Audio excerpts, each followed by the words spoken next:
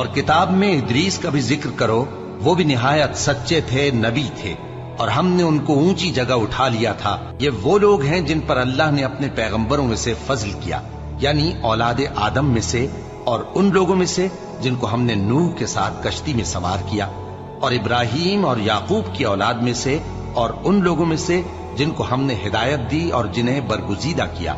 جب ان کے سامنے ہماری آیتیں پڑھی جاتی تھیں تو سجدے میں گر پڑتے اور روتے رہتے تھے۔ پھر ان کے بعد چند ناخلف ان کے جانشین ہوئے جنہوں نے نماز کو ضائع کر دیا اور خواہشات نفسانی کے پیچھے لگ گئے، سو ان قریب ان کو گمراہی کی سزا ملے گی۔ ہاں، جس نے توبہ کی اور ایمان لایا اور عمل نیک کیے تو ایسے لوگ بہشت میں داخل ہوں گے اور ان کا ذرا نقصان نہ کیا جائے گا، یعنی ہمیشہ کی بہشتوں میں، جس کا اللہ نے اپنے بندوں سے وعدہ کیا ہے کہ جو ان کی آنکھوں سے پوشیدہ ہے۔ بے شک اس کا وعدہ نیکوکاروں کے سامنے آنے والا ہے، وہ اس میں سلام کے سوا کوئی بیہودہ کلام نہ سنیں گے اور ان کو صبح و شام کھانا ملے گا۔ یہی وہ جنت ہے جس کا ہم اپنے بندوں میں سے ایسے شخص کو مالک بنائیں گے جو پرہیزگار ہوگا۔ اور جس دن ہم ہر امت میں سے ایک گواہ یعنی پیغمبر کو کھڑا کریں گے، پھر نہ تو کفار کو بولنے کی اجازت ملے گی اور نہ ان کے عذر قبول کیے جائیں گے۔ اور جب ظالم لوگ عذاب دیکھ لیں گے تو پھر نہ تو ان کے عذاب ہی میں تخفیف کی جائے گی اور نہ ان کو مہلت ہی دی جائے گی۔ اور جب مشرک اپنے بنائے ہوئے شریکوں کو دیکھیں گے تو کہیں گے کہ پروردگار، یہ وہی ہمارے شریک ہیں جن کو ہم تیرے سوا پکارا کرتے تھے۔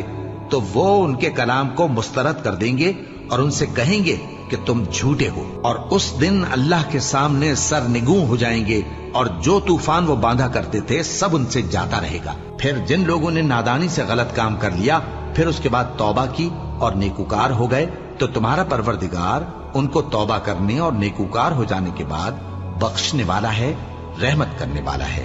اے اہل اسلام، اب اللہ اور اس کے رسول کی طرف سے ان مشرکوں سے جن سے تم نے عہد کر رکھا تھا بیزاری اور جنگ کی تیاری ہے۔ سو مشرکو، تم زمین میں 4 مہینے چل پھر لو اور جان رکھو کہ تم اللہ کو عاجز نہ کر سکو گے، اور یہ بھی کہ اللہ کافروں کو رسوا کرنے والا ہے۔ اور حج اکبر کے دن اللہ اور اس کے رسول کی طرف سے لوگوں کو آگاہ کیا جاتا ہے کہ اللہ مشرکوں سے بیزار ہے اور اس کا رسول بھی۔ اب اگر تم توبہ کر لو تو تمہارے حق میں بہتر ہے، اور اگر نہ مانو تو جان رکھو کہ تم اللہ کو ہرا نہیں سکو گے۔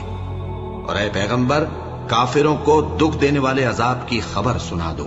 البتہ جن مشرکوں کے ساتھ تم نے عہد کیا ہو اور انہوں نے تمہارا کسی طرح کا قصور نہ کیا ہو اور نہ تمہارے مقابلے میں کسی کی مدد کی ہو، تو جس مدت تک ان کے ساتھ عہد کیا ہو اسے پورا کرو، کہ اللہ پرہیزگاروں کو دوست رکھتا ہے۔ بس جب عزت کے مہینے گزر جائیں تو مشرکوں کو جہاں پاؤ قتل کر دو، اور ان کو پکڑ لو اور گھیر لو، اور ہر گھات کی جگہ ان کی طاق میں بیٹھے رہو۔ پھر اگر وہ توبہ کر لیں اور نماز قائم کرنے اور زکوٰۃ دینے لگیں تو ان کا رستہ چھوڑ دو، بے شک اللہ بخشنے والا ہے، مہربان ہے۔ اور اگر کوئی مشرک تم سے پناہ کا خواستگار ہو تو اس کو پناہ دے دو، یہاں تک کہ وہ کلام اللہ کو سننے لگے، پھر اس کو امن کی جگہ واپس پہنچا دو، اس لیے کہ یہ بے خبر لوگ ہیں۔ بھلا مشرکوں کے لیے جنہوں نے عہد توڑ ڈالا، اللہ اور اس کے رسول کے نزدیک عہد کیسے قائم رہ سکتا ہے؟ ہاں، جن لوگوں کے ساتھ تم نے مسجد حرام یعنی خانہ کعبہ کے نزدیک عہد کیا ہے، اگر وہ اپنے عہد پر قائم رہیں تو تم بھی اپنے قول و قرار پر قائم رہو، بے شک اللہ پرہیزگاروں کو دوست رکھتا ہے۔